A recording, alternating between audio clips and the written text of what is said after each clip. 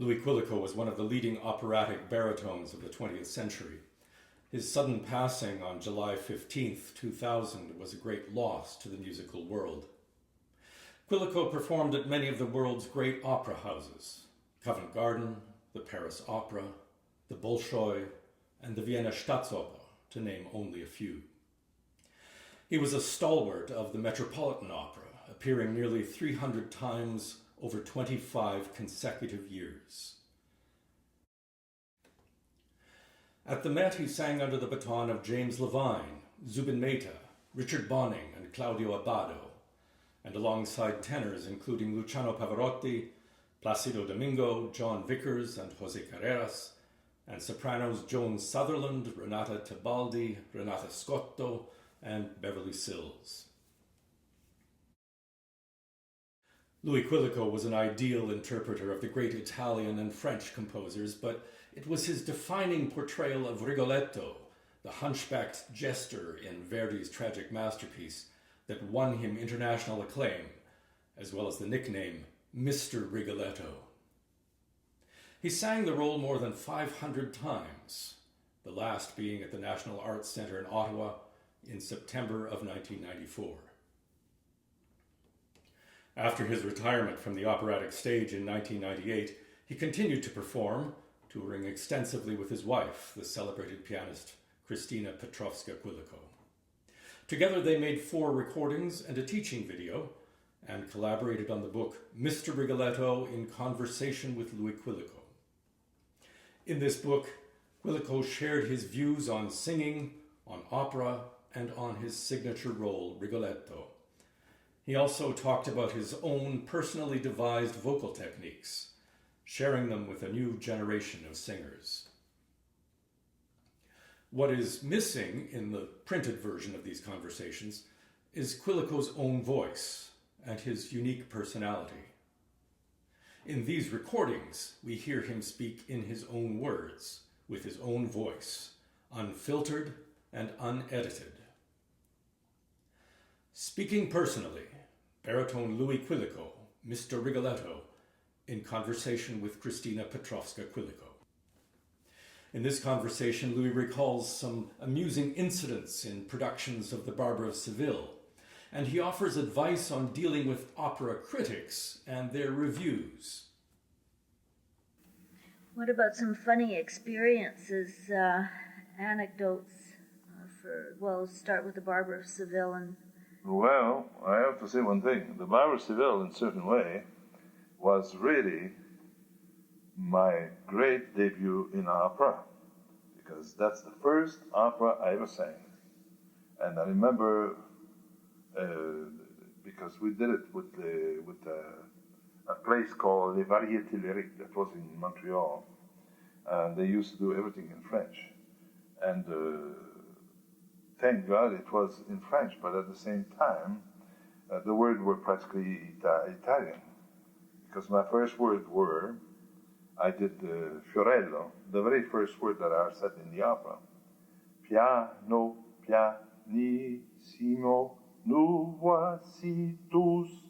And that's what I sang. But there was something very funny happened during the performance.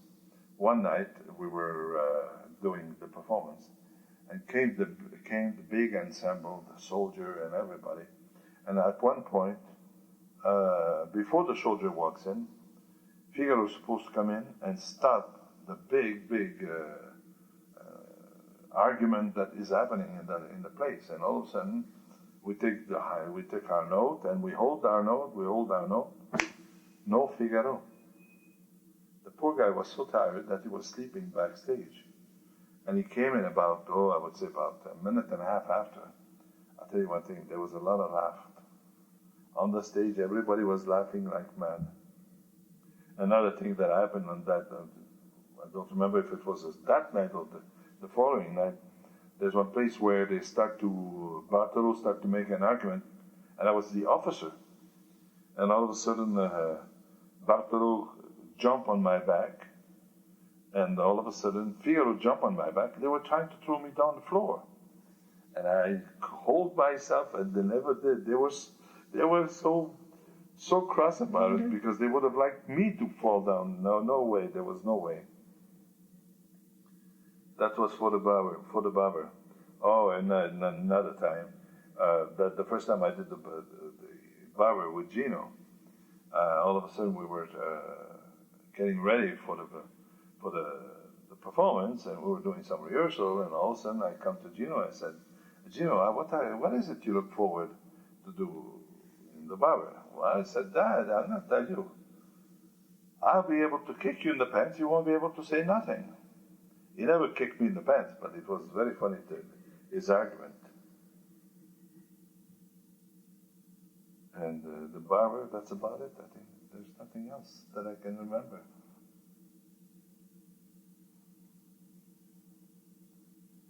Well, if I got to say things that have happened, for instance, I was doing Traviata at Covent Garden once, and I got very, very, very mad with quite a few singers. And the first thing I know, one day the stage director was rehearsing, and all of a sudden I came to him and I started to ball him up for nothing, because he was not responsible. And I started to scream at him. I screamed at him, and he screamed back at me, and all of a sudden I stopped the rehearsal and everything. And all of a sudden I saw the stage, the scenery, and I took my foot and I just hit on that piece of scenery, and I didn't realize that just behind it there was a brick wall. All of a sudden my shoe, the top of my shoe went up, the bottom of my shoe went down, and there was my toe coming out. And all of a sudden I fall on the floor, and I was crying like mad. Cry. And all of a sudden the stage director, I always call him that if I would cast somebody as a Iago, I would think about him, because he was a nice looking man. I mean, he was nice looking, and he was blonde. And all of a sudden he comes right next to me, and with the biggest smile you ever saw, he says, "Well, Louis, who is the stupid jackass there is?" And I started to laugh, and I was crying and laughing and crying. But then after that, right after that, I had to do the Traviata. And well, when you got a broken toe and you have to step on the foot, at the moment you make a movement, that really hurt. And I remember very well walking on the stage and going, Madame, and usually I used to do, Madame Valeri, and that night it was, Madame Valeri. And it went on all the whole performance like this, because like I said, the moment I would put a little bit pressure, my toe hurt me and everything. And the critic came out, a couple of days later, and says, "Well, tonight we heard a real sentimental Traviata. Mr. Quilico was completely in character."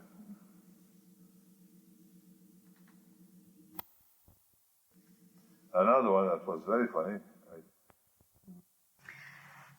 Going back to critics, there was one story about the critic's wife. I don't think you told me that one. Well, it was. I was singing. I had just joined the Paris Opera, and they were doing Don Carlos, and I was not supposed to. But what happened? The management called me 2 days later. They had started the rehearsal, and they said, "Mr. Quilico, we need your service for the Don Carlos. We want you to do the opera." And I says, well, at first I was reluctant, because I knew the other baritone that was supposed to do it. But the other baritone was not a great baritone, and I think they wanted to have something better than that anyway. All of a sudden, I do my first performance, and in France they have what they call l'Argus. L'Argus is a society that, for instance, if you do a recital, you do not only a recital, a politician or anything like that, they will collect every single newspaper and get it for you, and it costs you so much a month to get, if anybody talks about you. And there was someone in the chorus, or a chorus girl, that I knew like this, but she finally, she was part of this Argus, and she got me all the newspaper. And all the newspaper were unanimous to say that I was the star of the show. All of a sudden, there were only 2 more articles, believe it or not, to come out. One, it was l'entracte, and the other one was l'opéra.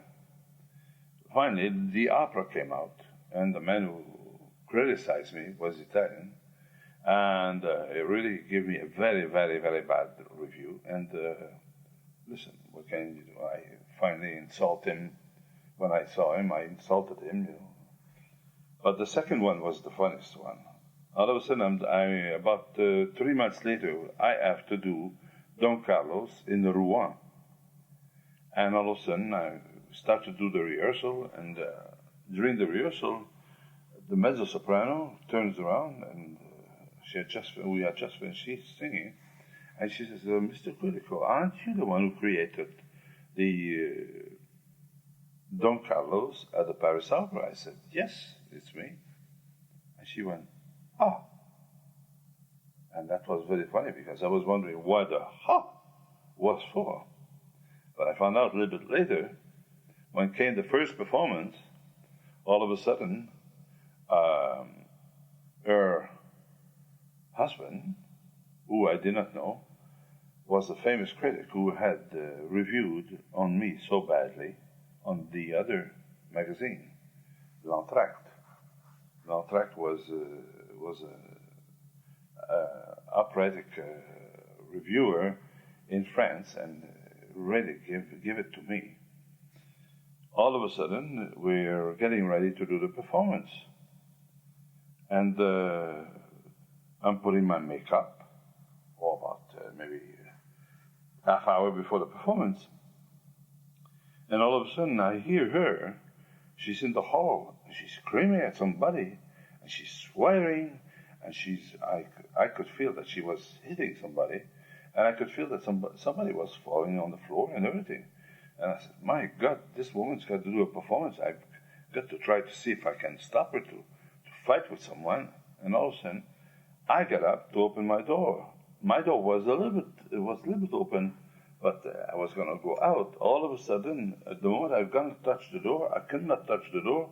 The door opened, and I see there's a man with his head hitting the door, my door, pass in front of me, goes to the wall and fall down there. And she passed me, and she goes towards him. All of a sudden, she grabs him by the hair and brings him back towards me. And all of a sudden, she comes. I'm standing there. I'm baffled by the whole thing. And all of a sudden, she said, kiss his feet, kiss his feet. And all of a sudden, I grab her and I says, come on, lady, come on. If it's a stupid man, I said, do me a favor, you have a performance now? She said, I'm going to kill him. I said, what are you going to kill him for?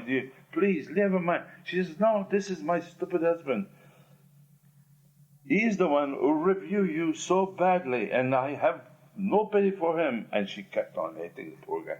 Finally, I grabbed her, and this guy just went out, and that was it.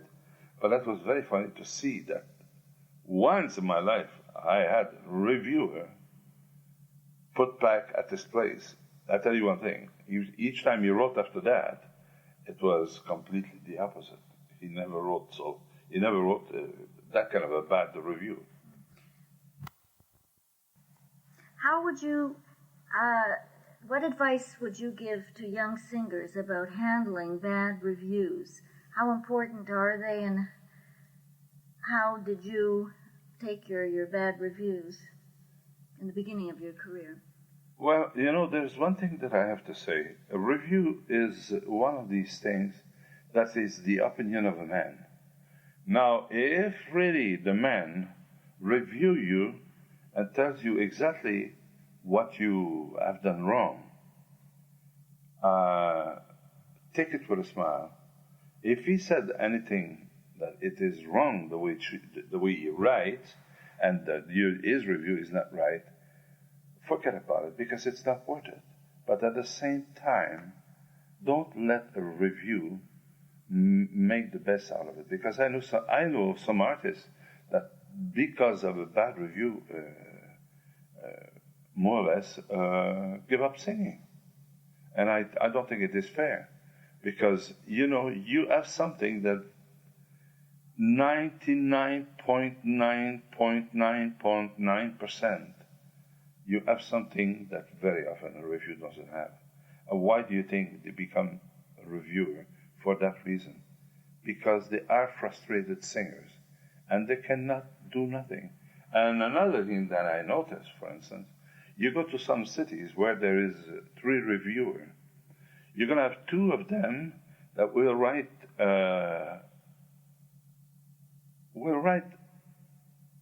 normally, will say exactly the truth about the performance and all that. Then you got the 3rd one that will write completely the opposite. And usually, very often, this is the point. These people are so frustrated that automatically, by trying to destroy people, and they have a pen, and they are able to do it. I always say, freedom of the press, yes, but at the same time, freedom of the press should be that if a critic really hurt does a bad review against an artist, and another artist would like to write and say, listen, I'm sorry, I deplore that this critic was wrong and it is not right, and this is the way it should have been written, it should be allowed to do it. But today, with the unions, it's like anything else. We are at the mercy of their criticism, and nobody can say nothing. And it's too bad, because very often, like I said, in a city, you will have 3 different reviewers, and it's really terrible. Only once in my life, I have to say that I thank a critic. I had done a concert, and it's the very, very, very beginning of my career. And all of a sudden, the reviewer came out and said this and that and that. And it was a very, very, concrete criticism. It was not that the man was criticizing me because he had something against me. He was himself a composer, but at the same time, everything he said was right. And at first, I got very insulted. But a little bit later, I realized that what he was saying, it was right. And I remember very well meeting him, and all of a sudden, I said his name. He was French-Canadian from Montreal. And I called him and I said, can I talk to you? He said, yes. And I could feel that he was expecting that I was going to give him a punch in the nose or something like that. And I turned around and I said to him, I want you to know that I'm very happy what you've written about me, because it was right. And I says, your criticism did not go in vain. I promise you that the next time that I'm going to sing, you're going to be with your ear open, and you're going to be very happy with what I'm doing. And he turned around and said, it's difficult for me to believe in this and to hear what I hear, because usually what the artist wants to do is to kill me. Well, critics and media have been known to typecast singers in various roles and composers in operas. How do you feel about that? I mean, is this wrong? Well, the thing is, critics don't really have much to say about casting a role or something like that. But at the same time, sometimes they will accept, because I remember great artists, I'm not going to mention name because I don't like to mention name, but I remember very well that there was especially one, a baritone, a famous, well-renowned baritone, that all of a sudden he was a fantastic Schubert interpreter and Brahms, anything you want to talk about this kind of music. But to say that he was the greatest Rigoletto, the greatest Conte de Luna, the greatest Don Giovanni. If I would have seen the Don Giovanni, I would have said, well, I don't know. But I saw the Don Giovanni and I heard it. And I tell you one thing, it was really appalling. And when you see things like that, you say to yourself, sometimes critics should not give to the public or write something. This is my own personal thinking. I believe that this man did it, but it's my own. It doesn't mean that everybody has to agree with me. You see, this is the point. They want people, with what they say, they want the people to agree with everything they say. And I think that is wrong. When you have this kind of and your duty, the critics is a little bit like your mother and your father. Because the thing is, they have a way, a tool in their hand that people believed in them. And I don't think it is fair that they, to use that tool for their own personal thing. The father and mother is one thing, it's nothing to be compared with a critic. But the thing is, at the same time, what is happening with the critics is that they create opinion with people. Like, for instance, just to give you an idea, there's some shows, beautiful shows, that were great shows. All right, you might say, well, the show was a great show, but there was this mistaking, or something was badly produced, or this, that, and explain a little bit, but don't destroy. That's the only thing they do. All of a sudden, instead of helping for people to make their own opinion about something, they go, and all of a sudden, the first thing you know, they're talking in a certain way that you feel it, that they want to destroy. And I don't think it is fair. Because after all, artists are people have put years and years and years. All right, once in a while it does happen, but sometimes it does not happen. All it. Okay, I think I'm going to rephrase that question. You are known as a Verdi baritone, and I'm wondering how prevalent it is in the opera world, whether it's the critics or whether it's the managers, that hear a singer do a performance of a Verdi or a Mozart opera, and then the singer gets invited to do those roles over and over again. Are singers then pigeonholed in the roles for a long time? Does this happen, and what is your opinion on it? Is it good for singers or is it bad? On the one hand, it's good because they get work, but does that stop their development, say, in another area of opera? For example, a Mozart soprano might like to do different composers, but won't get work in it. Is this good or bad? Well, I have to say that there's a lot. I would not say that maybe the critics are responsible for that. Usually it's not done by the critics, but at the same time, the critics can very, very expose. And this is where excuse the expression, there's a big mafia in this. What I mean by this, you buy a product very often. Why do you buy a product? Because through television, through the press, through newspaper, through new magazine, All of a sudden, the product comes out, and the first thing you know, people buy this product, or will say, "Oh, that's the greatest of the products." And I think this is a big mistake. And at the same time, very often, critics are not exactly responsible for that. But at the same time, I cannot say they're not responsible, because they're the one who create these kind of personality. And that is the thing it doesn't happen too often, but it does happen once in a while. And I feel that it's the duty of the critic should not be to encourage, to rule the media, excuse of the expression, of money, to be able to put the certain artists in certain repertoire where they don't have the right to be in it. And I saw that with great artists.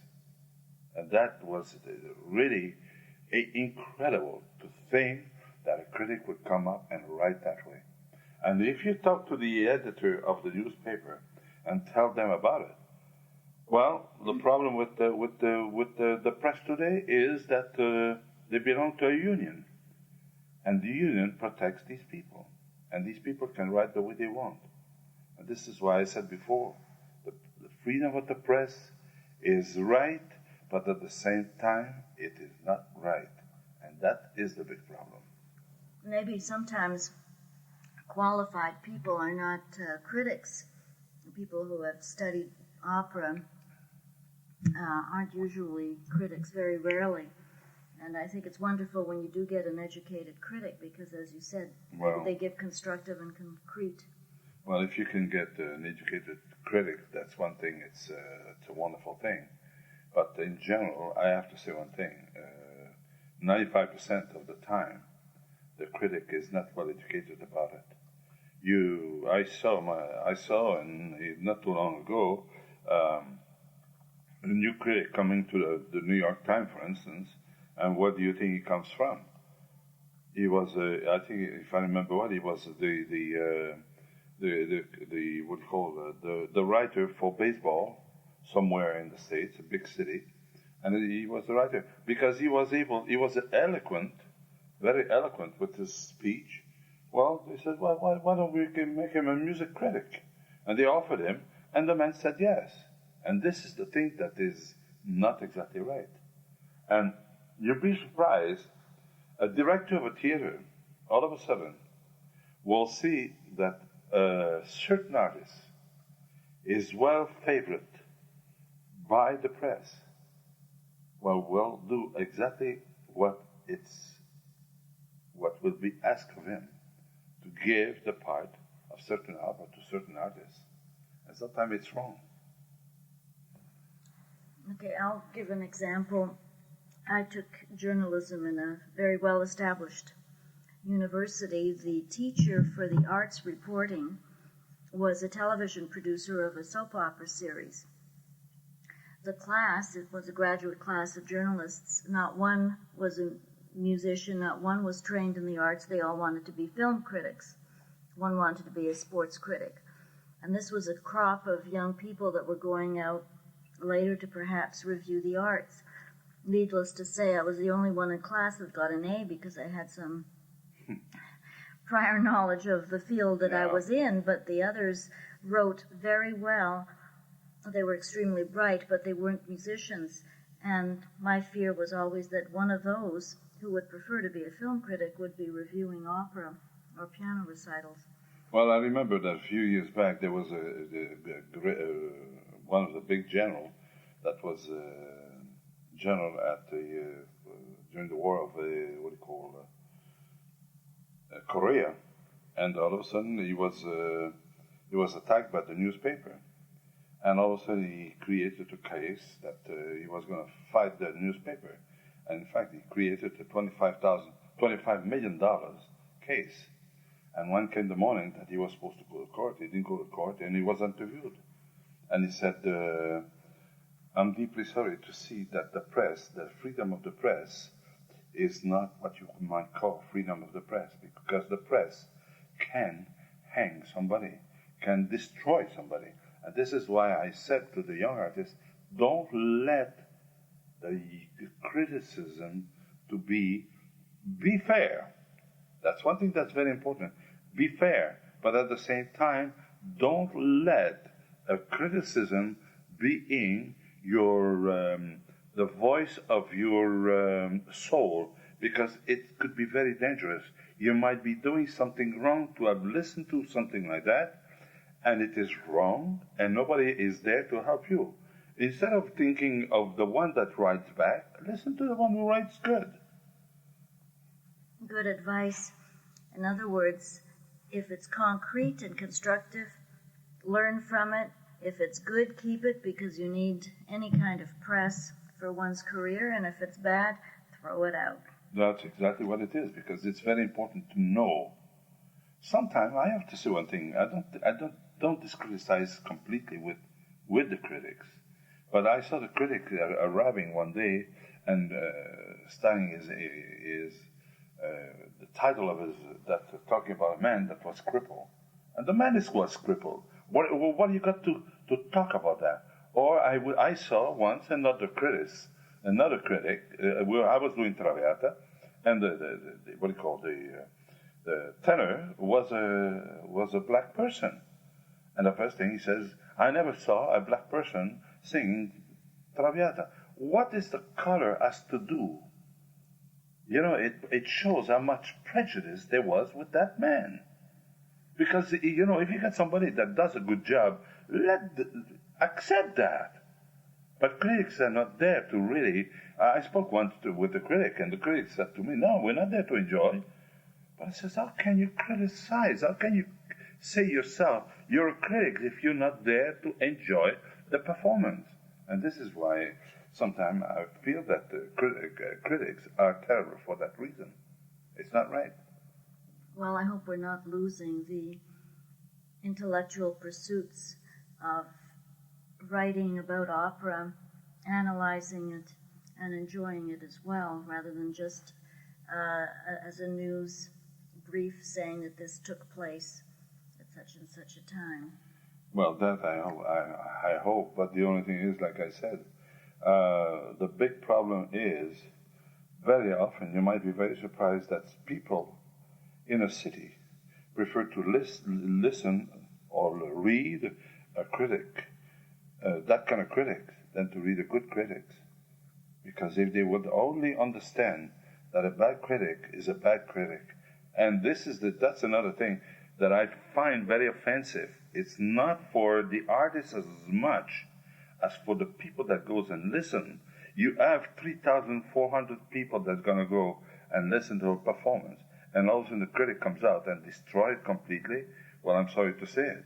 If I was there to listen to the performance and I really enjoyed it, who is the man to tell me that what I've heard was bad? I'm sorry to say it. It is not right for that reason. Because that man has not the right to destroy. It's like somebody that would dream something, and also somebody has the knack to be able to make you forget about your dream, and can go as far as sometimes as destroying yourself to become a singer or something like that. I'm talking about singers all the time, more than I would talk about the instrumentalists. But you'd be surprised how bad it is to be under that kind of